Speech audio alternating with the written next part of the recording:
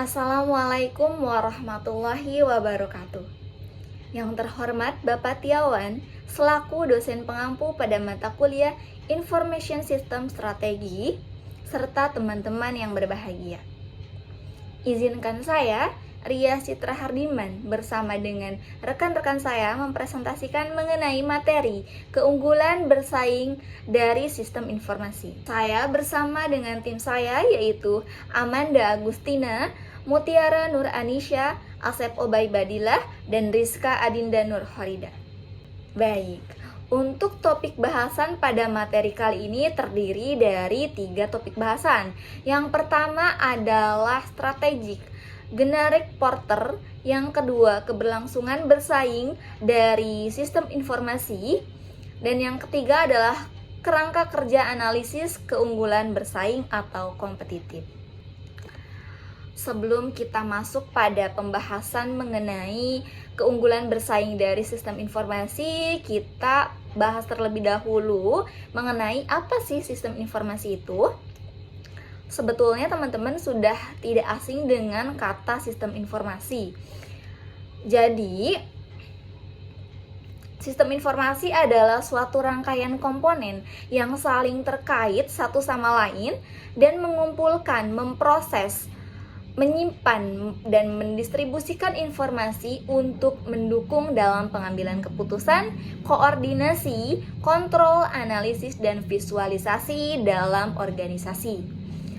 Sistem informasi ini berisi tentang beberapa data yang awalnya merupakan suatu fakta yang masih mentah, lalu diproses sehingga menjadi suatu informasi dan menyimpan dalam sebuah sistem informasi tersebut yang dapat bermanfaat bagi masyarakat. Dan yang kedua, apa sih keunggulan bersaing atau keunggulan kompetitif? Menurut salah satu ahli yaitu Michael Porter, keunggulan bersaing itu harus mampu menjelaskan dan menanamkan nilai bisnis kepada konsumen sehingga mampu membentuk persepsi tersendiri di mata konsumen. Artinya apa? Artinya pebisnis harus meyakinkan konsumen untuk bersedia meluangkan waktu dan uangnya untuk mendapatkan manfaat dan nilai yang sepadan. Jadi, dalam bidang sistem informasi, keunggulan bersaing mengacu pada penggunaan informasi untuk meningkatkan tingkat yang lebih baik di sebuah pasaran. Dan menurut Michael Porter, salah satu profesor Harvard, menyatakan bahwa suatu perusahaan dapat dikatakan mencapai keunggulan kompetitif apabila produk dan jasanya dijual dengan harga yang murah, lalu produk dan jasanya yang berkualitas, serta produk dengan kebutuhan segmen pasar.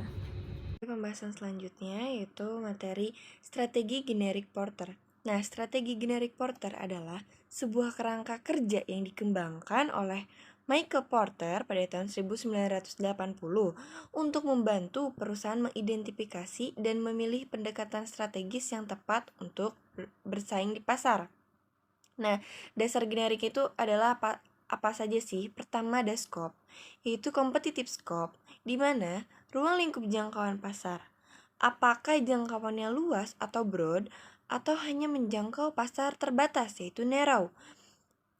Lalu ada Source of competitive advantage, sumber keunggulan berkompetisi berdasarkan keunggulan mengelola biaya, cost, atau keunggulan berinovasi, yaitu diferensiasi, yang dimana dua dasar generik ini akan dibahas selanjutnya. Nah, yang termasuk ke dalam 3 poin keunggulan kompetitif. Nah, 3 poin keunggulan kompetitif sendiri yaitu pertama ada cost leadership, yang dimana strategi ini adalah upaya mendapatkan keunggulan kompetitif dengan meningkatkan penjualan melalui persaingan harga terendah. Nah, tujuannya itu apa sih? Tujuannya adalah untuk menawarkan produk atau layanan dengan harga yang lebih rendah daripada pesaing, sehingga dapat menarik lebih banyak pelanggan. Kedua, keunggulan diferensiasi.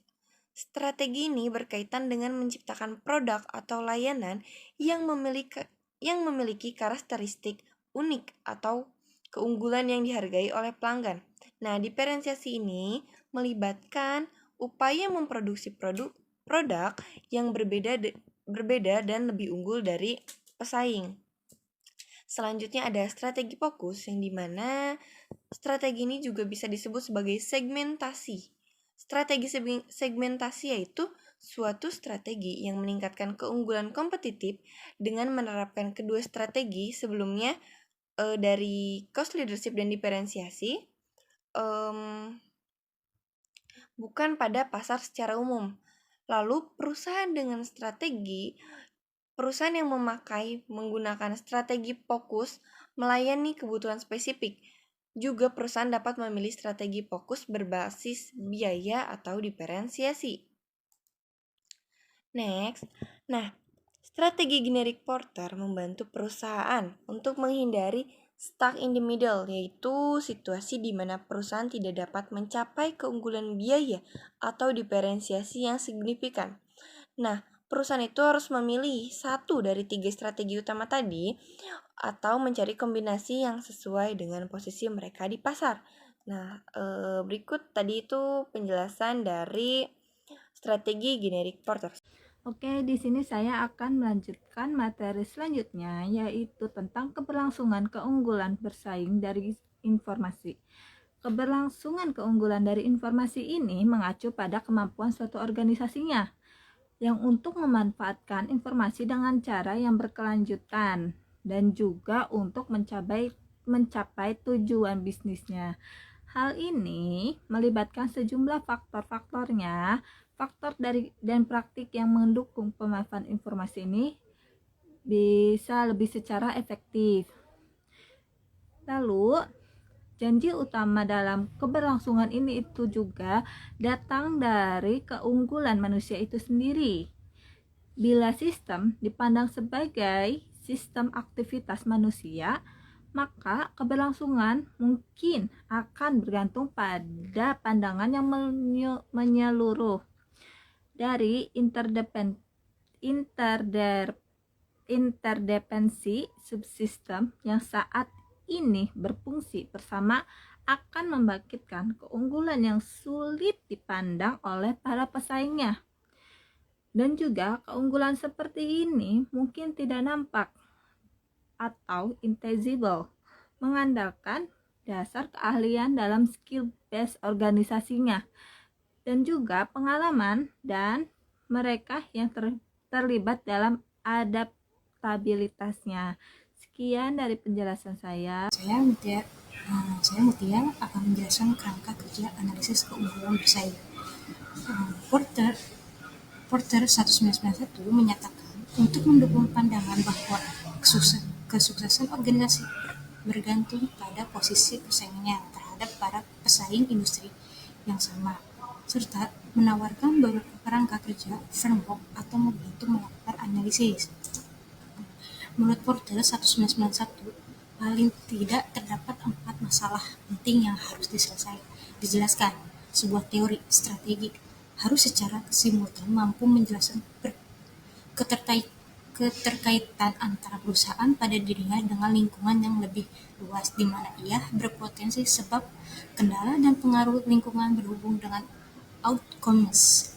Kedua, sebuah teori strategi harus memungkinkan tindakan secara terpusat terhadap perubahan eksogen di berbagai bidang, seperti kebutuhan pembeli, teknologi, dan pasar input.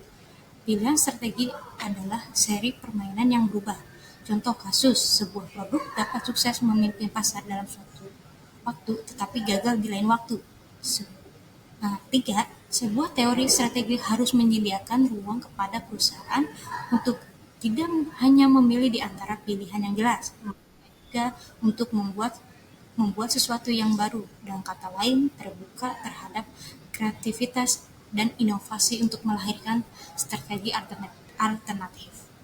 Terakhir, persoalan sejarah keberuntungan yang mempengaruhi outcomes kompetitif Beberapa ahli ekonomi sering menyederhanakan persoalan bahwa hal tersebut merupakan pilihan strategi yang baik atau merefleksikannya lebih jauh berbagai aspek-aspek lingkungan yang tidak dapat diukur. Poin pentingnya adalah bahwa keberuntungan berpengaruh penting terhadap bagaimana mengembangkan sebuah teori strategis.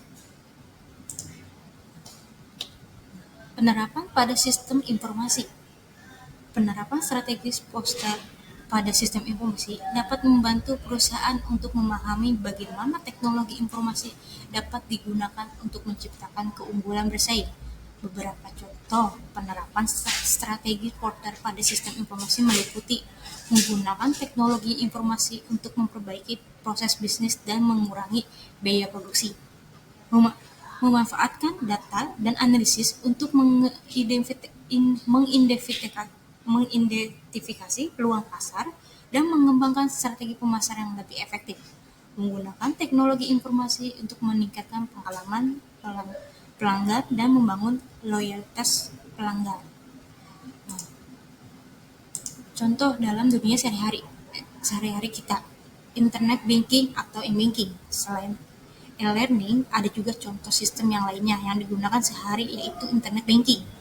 Secara sederhana, internet banking bisa disebut dengan perbankan elektronik dan bentuknya ada bermacam-macam. Contohnya adalah ATM atau Automated Teller Machine yang memudahkan menggunakan untuk melakukan transaksi. Jika dulu nasabah perlu datang ke kantor cabang saat akan melakukan transaksi, sekarang bisa menggunakan ATM karena prosesnya lebih cepat. E-commerce. Untuk istilah yang satu ini pasti sudah tidak asing lagi, bukan? E-commerce merupakan suatu proses transaksi jual beli yang dilakukan secara online. Memang saat ini tren perdagangan bergeser dari sistem konvensional menjadi digital. Ada banyak contoh sistem informasi untuk jenis e-commerce ini seperti business to consumer atau B2C. Sesuai dengan namanya, metode yang digunakan adalah produsen langsung menawarkan produknya pada konsumen. Ada lagi jenis lainnya, yaitu business to business atau B2B dan merupakan jenis e-commerce terbesar karena metode transaksinya langsung antar perusahaan. Contohnya, sebuah perusahaan obat-obatan melakukan transaksi dengan rumah sakit untuk membeli produknya. Baik, terima kasih teman-teman. Kita sudah berada di penghujung pembahasan materi kali ini. Terima kasih atas antusias serta meluangkan waktunya untuk menonton video ini. Kurang lebihnya kami mohon maaf. Wassalamualaikum warahmatullahi wabarakatuh.